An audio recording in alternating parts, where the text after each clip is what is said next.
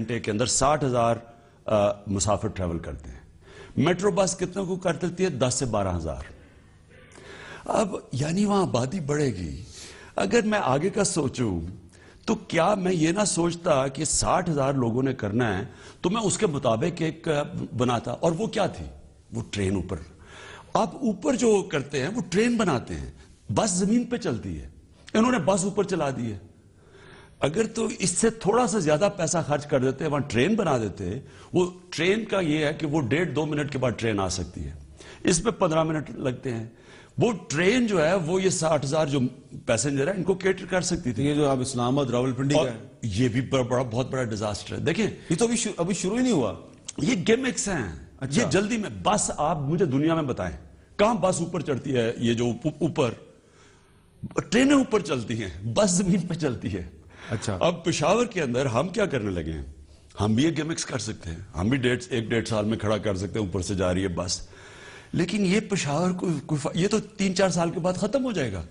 پھر ہمیں کچھ اور کرنا پڑے گا. ہم وہ پروجیکٹ بنانے لگے ہیں پشاور میں. انشاءاللہ 100 سال وہاں فائدہ ہوگا پشاور کو. پشاور بدل جائے گا. وہ 5 سال کا منصوبہ ہے. وہ گیمکس نہیں ہے. ٹرین لے کے آئیں گے وہاں کوئی گیمکس نہیں کریں گے. ہاں دیر لگے گی, لوگ کہیں گے کہ جی ٹیمپری کریں گے, بس سروس زمین پہ چلائیں گے, ہم اوور ہیڈ نہیں چلائیں گے. لیکن جو اوور ہیڈ ٹرین لے کے آئیں گے آپ دیکھنا کہ پشاور ہمیشہ کے لیے بدل جائے گا. ٹریفک کا سارا مسئلہ حل ہو جائے گا. ایک بریک لے لوں؟ جی ایک بریک لیتے ہیں. اور عمران خان صاحب کی آپ گفتگو سن رہے ہیں اور اب آپ کو اندازہ ہو چکا ہوگا کہ نواز شریف صاحب کے ساتھ ان کی ملاقات ہوئی, انہوں نے ان کو گھر بلایا, چائے پلائی, بات چیت کی, لیکن اثر کچھ نہیں ہوا. وقفے کے بعد دوبارہ ملتے ہیں.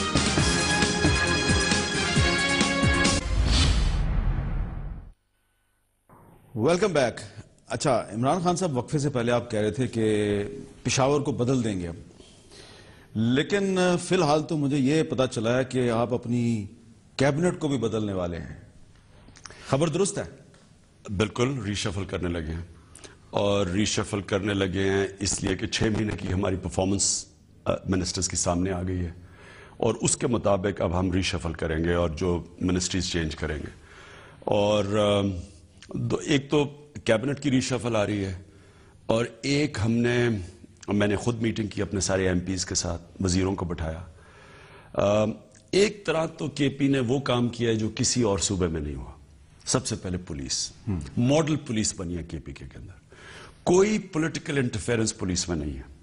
کسی آئی جی نے کھڑے ہو کے یہ نہیں کہا جو آئی جی ناصر درانی نے کہا کہ میں آپ کو سامنے کہہ رہا ہوں کہ کوئی پولیٹیکل انٹرفیرنس پولیس میں نہیں ہے, سارے میرٹ کے اوپر رکھے جا رہے ہیں.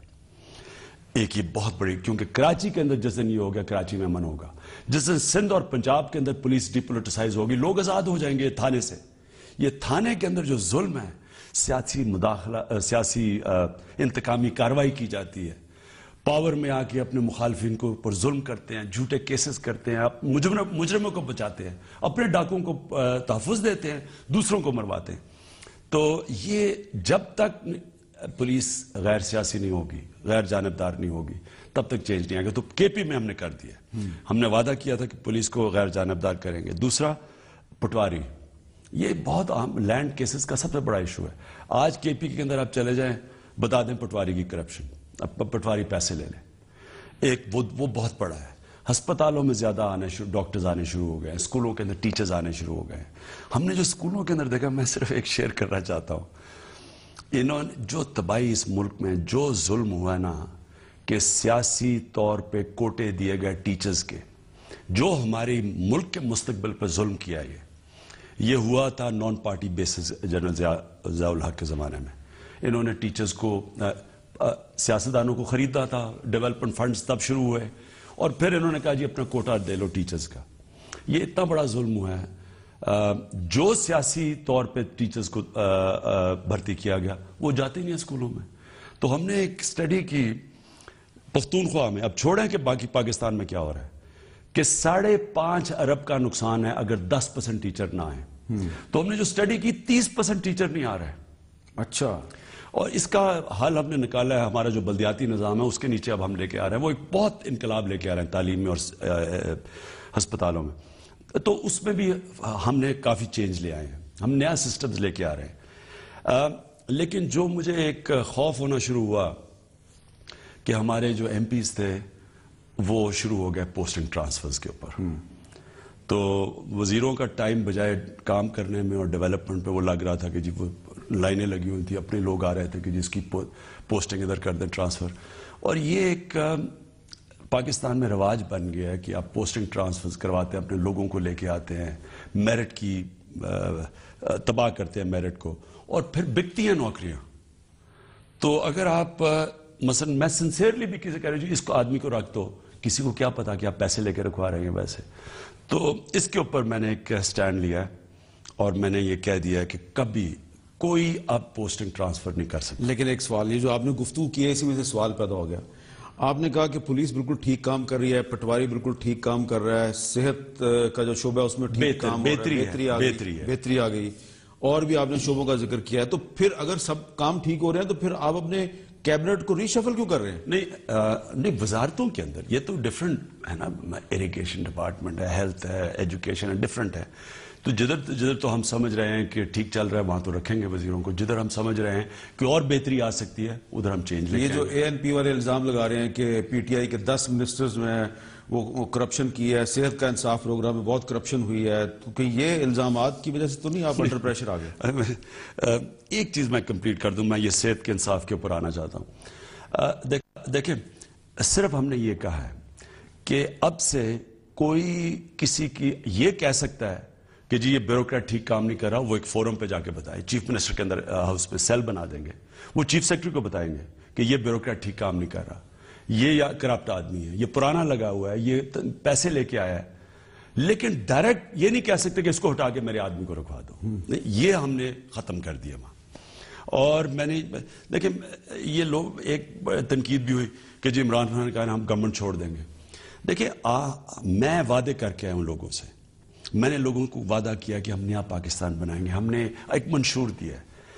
جب تک تو ہم منشور کے اوپر عمل کر سکتے ہیں تو پورا گورنمنٹ میں رہیں گے. گورنمنٹ اور منشور جب تک ساتھ ساتھ جا رہے ٹھیک ہے, لیکن اگر گورنمنٹ میں رہ کے اپنے منشور پہ نہیں جا رہے, لوگوں سے وعدہ کیا ہوا کہ ہم بیوروکریسی کو ڈی پولیٹیسائز کریں گے, یعنی پوسٹنگ ٹرانسفرز کے اندر ہم نہیں حصہ لیں گے, اور پھر جب ہم وہ کرتے ہیں تو اگر اس میں مثلا ہمیں 3-4 ہمارے ایم پیز نے مجھے خبر ملی کہ انہوں نے کہا کہ جی بڑے ناخوش ہیں اور وہ گورنمنٹ چھوڑ وہ فارورڈ بلاک, تو اگر کسی کا خیال ہے کہ وہ بلیک میل کر کے جو میں نے وعدے کیا اور مجھے بلیک میل کریں گے تو گورنمنٹ بشک چلی جائے.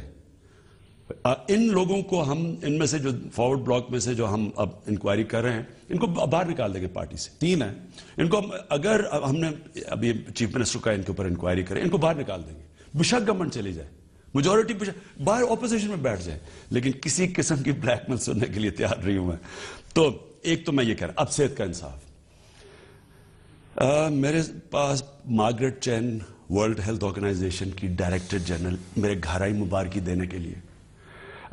سر لیم ڈونلڈسن ہے جو کہ مانیٹر کرتے ہیں اس طرح کے پروگرامز, اس کی مبارکی آئی.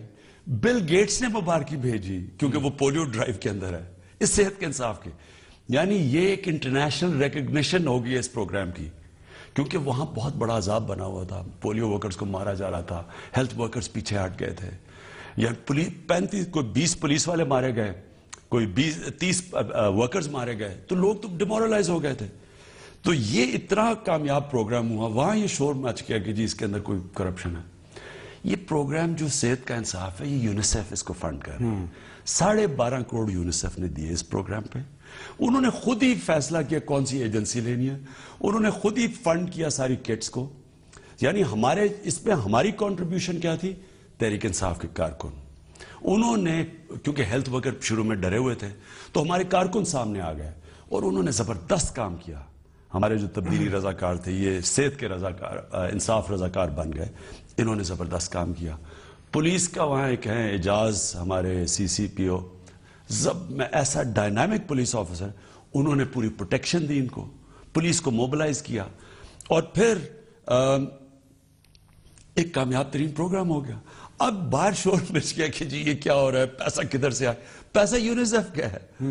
تو یہ جو آپ پولیس کا ذکر کر رہے ہیں بار بار, لیکن آپ کو پتا ہے کہ خیبر پختونخوا کی جو پولیس ہے اس کی تنخواہیں پاکستان میں سب سے کم ہے اور سب سے زیادہ مار ان کو پڑتی ہے. پنجاب سے کم تھی اور ابھی پرسوں چیف منسٹر نے اناؤنس کیا کہ وہ ان کی تنخواہیں لیول پہ آگے بڑھا دی گئی ہیں. اچھا اب یہ بتائیں کہ یہ جو آپ کہہ رہے ہیں کہ پیسہ یونیسیف سے آیا تھا تو اسحاق ڈار صاحب کہہ رہے ہیں کہ وہ بھی بہت سے پیسے لا رہے ہیں پاکستان میں.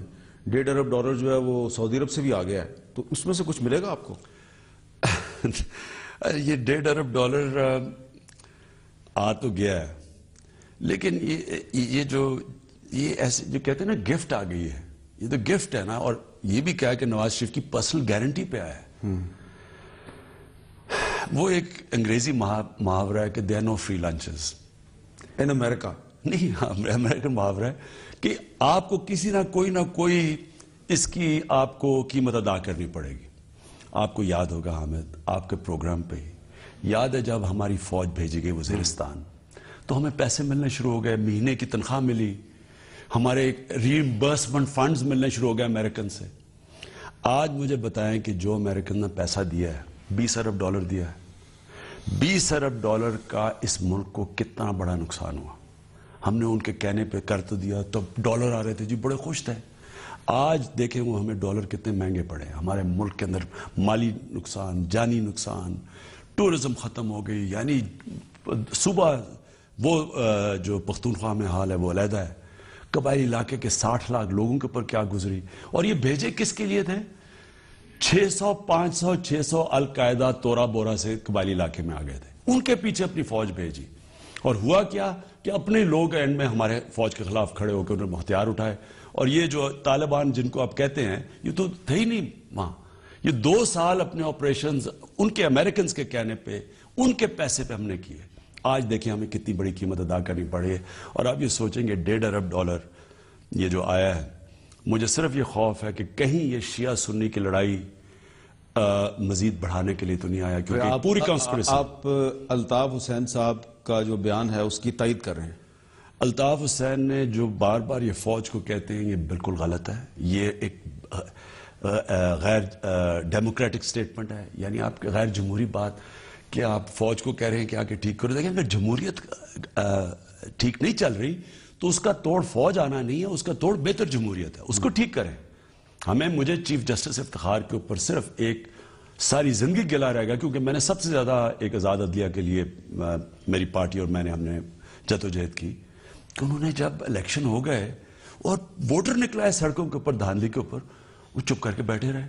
مجھے کہتے جی 20,000 کیسز ہیں میرے پاس. ملک کی جمہوریت کو سب سے بڑا نقصان اگر آپ کے الیکشن صاف اور شفاف نہ ہو, اور آپ کہہ رہے ہیں جی میرے پاس 20,000 کیسز پڑے ہیں. تو آزاد عدلیہ, آزاد میڈیا اور صاف اور شفاف الیکشن جمہوریت کے کو بیلنس کرتے ہیں. یہاں صاف اور شفاف الیکشن ہونے نہیں دیتے, ہمیشہ دھاندلی ہوتی ہے. تو اگر آپ اس ملک کو ٹھیک کرنا چاہتے ہیں تو صاف اور شفاف الیکشن کروا کے جمہوریت کو بہتر کریں. فوج اس کا راستہ نہیں ہے. لیکن جہاں تک وہ یہ کہہ رہے ہیں کہ یہ کہیں انٹرنیشنل سازش اور ہو رہی ہے, ہمیں پتہ ہے کہ عراق کے اندر کروائی گیا شیعہ سنی کی لڑائی, ہمیں پتہ ہے یہ کروائی گئی. بلیک واٹر ٹائپ لوگ جاتے تھے, کبھی رات کو نکل جاتے تھے, کوئی کسی کو نہیں پتا ہوتا تھا کہ شیعوں کی جگہ پہ بم پھٹ رہے ہیں, پھر جا کے سنی کی جگہ پہ پھٹتا, تو لڑایا گیا. آپ یہ کہنا چاہ رہے ہیں کہ پاکستان کو سیریا اور ایران اور بحرین کی جو لڑائی ہے یا قطر اور سعودی عرب کی جو لڑائی ہے اس میں پارٹی نہیں بننا چاہیے؟ بالکل نہیں بننا چاہیے, بالکل ہمیں باہر رہنا چاہیے. یہ مجھے بتائیں ہمیں ضرورت کیا تھی امریکہ کی جنگ میں جانے کی, وزیرستان جانے, ہمیں فوج بھیجنے کی ضرورت کیا تھی؟ ہم نے کیا غلطی کی تھی؟ ہم کون سا پاکستان ملوث تھا 9/11 میں؟ ہم نے پیسے لے کے کیا یہ, اور ہم نے پیسے لے کے افغان جہاد 80 میں جب ہم نے یا مجاہدین ٹرین کر کے یہی القاعدہ ٹرین ہم نے کی CIA کے پیسے سے, تو اس کا ہمیں کیا نتیجہ ملا اینڈ میں؟ تو اب مجھے خوف یہ کہ ہم استعمال تو نہیں ہو رہے ہیں. مجھے نہیں پتا اس کی کیا ٹرمز اینڈ کنڈیشنز ہیں, لیکن میں یہ سمجھتا ہوں کہ کسی صورت ہمیں کسی قسم کی باہر کی جو بھی چل رہی ہے لڑائی اس میں ہمیں پڑھنا نہیں چاہیے, اور اپنے ملک میں جو شیعہ سنی کی لڑائی کروانے کی کوشش کی جا رہی ہے اس سازش کو روکنا چاہیے. تو آپ کی اس گفتگو سے لگ یہ رہا ہے کہ آپ کی نواز شریف صاحب سے ملاقات تو ہوئی لیکن آپ کو ابھی تک ان کے ویژن پہ ٹرسٹ نہیں ہے؟ نہیں, دیکھیں ہم اپوزیشن میں ہیں, ہمارا کام ہے کہ اگر کوئی چیز ملک میں غلط کام ہونے لگا, یہ ہمارے خیال میں کہ ملک کا نقصان ہوگا, اور گورنمنٹ کوئی ایسا قدم اٹھا رہی ہے تو ہم اس کے خلاف بات کریں گے. دیکھیں یہ جب ایک شور مچ گیا جی، عمران خان نے کہا جی 40% چانسیں ہیں، ملک کو مشکل میں ڈال دیا، ملک کو ڈیمورلائز کر دیا. جب آپ نے یہ پروگرام میرے ساتھ ہی بات کی تو میں یہ اور آپ نے کوٹ کیا تھا کیانی صاحب کو، اور انہوں نے تردید کی نہیں کوئی بھی ابھی تک. نہیں، میں نے نواز شریف کو کوٹ کیا تھا. نواز شریف نے کیانی صاحب کے سامنے کہا تھا کہ 40% چانس ہے. اب وہ انہوں نے کہا جی کسی اور کانٹیکسٹ میں کہا. ایشو یہ ہے کہ آپ اگر آپریشن کرنے جا رہے ہیں، جب ڈائیلاگ کی آپشن ہے تو اگر 80% چانس بھی کامیابی کیا پھر بھی پہلے ڈائیلاگ پورا کریں. کیونکہ جب آپریشن شروع ہو جاتا ہے، جدھر 7 لاکھ پاکستانی شہری بستے ہیں جن کی زندگیوں خطرے میں آپ ڈال رہے ہیں، تو آپ پہلے آپشن پوری ڈائیلاگ کی ایگزاسٹ کر کے پھر آپریشن کا سوچیں گے. ٹھیک ہے، ایک چھوٹا سا وقفہ، کچھ سوالات باقی ہیں، وقفے کے بعد دوبارہ ملتے ہیں.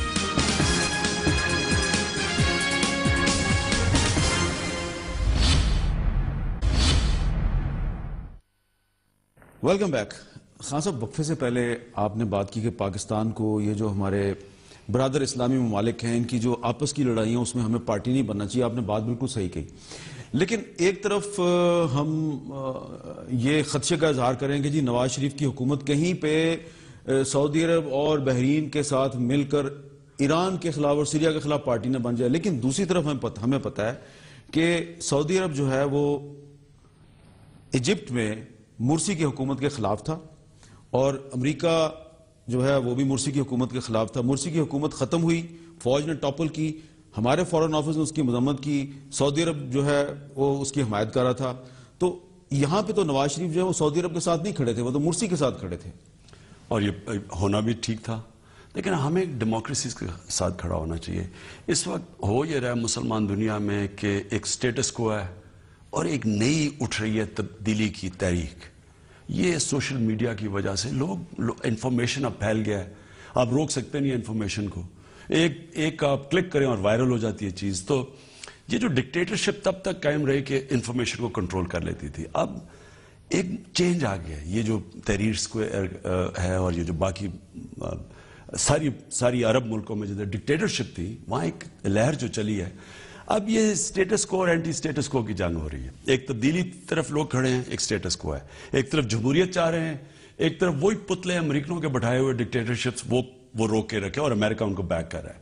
اور اسرائیل کا بہت بڑا اس میں ہاتھ ہے، کیونکہ وہ چاہتے ہیں کہ ارد گرد مثلا جو ایجپٹ کی جو مبارک کی رجیم تھی اس کو اسرائیل بیک کر رہا تھا. تو اب پاکستان کو جمہوریت کی طرف کھڑا رہنا چاہیے. جو چینج آ رہا ہے، اور ملٹری کو کسی مسئلے کا حل نہیں ہے. اگر ملٹری حل ہوتا تو اب تک پاکستان کہیں کا کہاں پہنچا تھا. یعنی پاکستان جو اتنی تیزی سے ترقی کر رہا تھا آج سے 40 سال پہلے، 45 سال پہلے، آج اگر حال دیکھیں کہ ملٹری حل اس لیے نہیں ہے کہ ملٹری آتی ہے، یعنی کینسر جب ہوتی ہے تو اس کا علاج ڈسپلن سے کرتی ہے. ملٹری کا آنا ڈسپلن سے علاج ہے. تھوڑی دیر کے لیے ٹھیک ہوا، پھر وہی ادارے اور تباہ کر کے چلی جاتی ہے، پھر سے آپ ادارے کھڑے کرنے کی کوشش کرتے ہیں. تو یہاں جو انسٹیٹیوشن کولیپس ہوا ہے پاکستان میں، اس کی بہت بڑی وجہ یہ ہے کہ ملٹری ڈکٹیٹر آ کے وہ پھر اپنے آپ کو ڈیموکریٹک بننے کی کوشش کرنے میں سارے ادارے ختم کر دیتا ہے. یعنی مشرف اگر آتا میں ڈکٹیٹر ہوں جی، میں یہ 5 سال کروں گا، یہ میرے پاس کیبنٹ ہے، میں ملک کے سارے ادارے ٹھیک کروں گا. اگر وہ بھی کرتا تو چلے عقل بنتی. وہ آ کے اپنے آپ کو پہلے کوشش کرنے کہ میں ڈیموکریٹ ہوں، پھر ڈیموکریٹ بننے میں ساری چیزیں تباہ کی اس نے. یعنی نیب کو استعمال کیا پارٹی بنانے میں. تو وہ ہمارے سامنے ہے. کبھی بھی اگر ہم نے اس ملک کو ٹھیک کرنا ہے تو ہم نے اپنے اداروں کو مضبوط کرنا ہے، ڈیموکریسی کو مضبوط کرنا ہے، اس کو بہتر کرنا ہے. باقی اب چیزیں ٹھیک ہو گئی ہیں، سپریم کورٹ آزاد ہو گیا ہے، ہمارے سامنے میڈیا پاکستان کا دنیا میں ایک وائبرنٹ ترین میڈیا بن گیا ہے. اب صاف اور شفاف الیکشنز کے لیے جنگ لڑنی ہے. اچھا، اب آخر میں ایک سوال. پاکستان اور انڈیا T20 میں ایک دوسرے کے آمنے سامنے آ رہے ہیں، کون جیتے گا؟ پہلے تو میں یہ کہوں کہ جتنا بڑا میچ ہوتا ہے، اگر اب 5 دن کا میچ ہو تو اس میں تو جو اچھی ٹیم ہوتی ہے وہ جیتتی ہے عموماً. بڑا مشکل ہوتا ہے ایک فلوک لگ جانا، یعنی ایک تکا لگ جانا. جتنا میچ آپ چھوٹا کرتے ہیں 50 اوور میں، اس میں چانس بڑھ جاتی ہے. 20 اوور میں اور زیادہ چانس بڑھ جاتی ہے کہ 20 اوور میں 2-3 اووروں میں میچ چینج ہو جاتا ہے. تو اس لیے پریڈکٹ کرنا مشکل ہے. لیکن پاکستان کو جو حال ہی میں میچ جیتا ہے ایشیا کپ میں، اور افریدی کا جو ایک ان کے اوپر اب ہوا پڑا ہوا ہے، اور افریدی 2020 کا میرے خیال میں دنیا میں ٹاپ 5 پلیئرز میں ہیں، کیونکہ وہ بولنگ بھی کر لیتے ہیں اور ان کی بیٹنگ ایسی ہے کہ وہ بگ ہٹنگ کر سکتے ہیں، چھکے مار سکتے ہیں، جو کہ 2020 میں تو بہت مین ڈیفرنس دونوں ٹیموں میں افریدی کا ہے؟ نہیں، افریدی کا اس وقت کیونکہ وہ پچھلے میچ میں ابھی حال ہی میں جتایا اور جس طرح جتایا ہے، نہیں لیکن اس کی باری آتی ہے نمبر 7 پہ، اس کو ملتے ہیں 3 یا 4 اوور کھیلنے کے لیے ملتے ہیں، تو 3-4 اووروں میں تو وہ کچھ نہیں کر سکتے۔ وہی نا، میں اب یہاں میں تو جب کیپٹن تھا میں ہمیشہ پوزیشنز چینج کرتا تھا مطابق، نیچے سے اوپر بھیج دیا، اوپر سے یعنی وسیم اکرم میں بڑی ہٹنگ کرتے تھے، ان کو اوپر بھیج دیتا تھا کئی دفعہ۔ تو اس وقت یہ پچھلے میچ میں میرے خیال میں افریدی جو فارم میں تھا وہ ضائع ہو گیا، اس کو اوپر بھیجنا چاہیے تھا فائنل میں جو سری لنکا میں تھا۔ تو اب آپ حفیظ کو مشورہ دے رہے ہیں کہ افریدی کو اوپر بھیجو؟ فلیکسیبل بیٹنگ آرڈر، یعنی دیکھیں سچویشن کو اور صرف ایک مائنڈ سیٹ سے جائیں، اور جو میری ہمیشہ اپنی ٹیم، جب میں ٹیم اندر جاتی تھی تو میں ٹیم کو صرف ایک چیز کہتا تھا کہ کبھی بھی میچ ہارنے کے خوف سے نہ کھیلو، یعنی ایک ہوتا ہے میں جب آپ قدم رکھتے ہیں کہ میں جیتوں گا، ایک اور یہ ایٹیٹیوڈ ہے، ایک آپ رکھتے ہیں میں ہار نہ جاؤں، وہ بالکل اور ایٹیٹیوڈ ہے۔ تو جو ہار نہ جاؤں کی ایٹیٹیوڈ سے جاتا ہے وہ ہار ہی جاتا ہے، یعنی جیتے ہوئے میچ ہار جاتے ہیں۔ تو جو سوچتا ہے کہ میں جیتوں گا وہ ہارنے کی پوزیشن سے بھی جیت سکتا ہے۔ یہ جو ہماری کرکٹ ٹیم ہے، اس کا جو بالنگ سکواڈ ہے، جو بالرز ہیں، ان کے بارے میں کیا کہیں گے؟ سب سے خطرناک بالر کون ہو سکتے ہیں انڈیا کے لیے؟ وہ سب سے خطرناک تو عرفان ہے، وہ جو 7 فٹ کا ہے۔ تو وہ تو ہے ہی نہیں۔ وہ میں اگر وہ فٹ نہیں ہے میں نہیں جانتا، لیکن میں تو اس کو 4 اوور عرفان کے، دیکھیں میرا ایٹیٹیوڈ فرق ہے، یہ رنز روک کے جیتنے کی کوشش کرتے ہیں، میں وکٹیں لے کے جیتنے کی کوشش کرتا تھا۔ اچھا، 92 ورلڈ کپ ہم نے وکٹیں لے کے جیتا تھا۔ تو یہ اگر وکٹیں لینے کے لیے آپ کو وکٹیں لینے کا بولر چاہیے، وکٹیں لینے کا بولر جو بہترین ہے وہ ہے عرفان۔ اچھا، یعنی جو 7 فٹ سے بولنگ کرتا ہے، وہ اور بات ہے کہ ابھی اس کو سمجھ نہیں ہے آؤٹ کیسے کرنے کی، لیکن اس کے پاس اس کو اگر صحیح استعمال کر جائے کیپٹن، تو وہ تو ایک بولر ہے جو کہ میچ چینج کر سکتا ہے۔ تو آپ کی ساری امید افریدی پہ ہے؟ اس ٹیم سکواڈ کے اندر جو افریدی کا رول ہے بولنگ میں اور بیٹنگ میں، بولنگ بھی ان کے ون ڈے کے لیے بہت اچھی ہے اور بیٹنگ تو 2020 کے لیے زبردست ہے۔ بہت بہت شکریہ عمران خان صاحب۔ اور عمران خان صاحب کی جو ساری گفتگو ہے، اس میں ایک چیز بہت اہم انہوں نے کہی ہے، اور وہ یہ کہی ہے کہ جو پاکستان کو اس وقت مسائل درپیش ہیں، ان کا سلوشن، اس کا حل ملٹری ڈکٹیٹرشپ نہیں ہے، بلکہ جمہوریت میں اگر خرابی ہو تو اس کا حل ہوتا ہے مزید جمہوریت۔ مجھے دیجیے اجازت، اللہ حافظ۔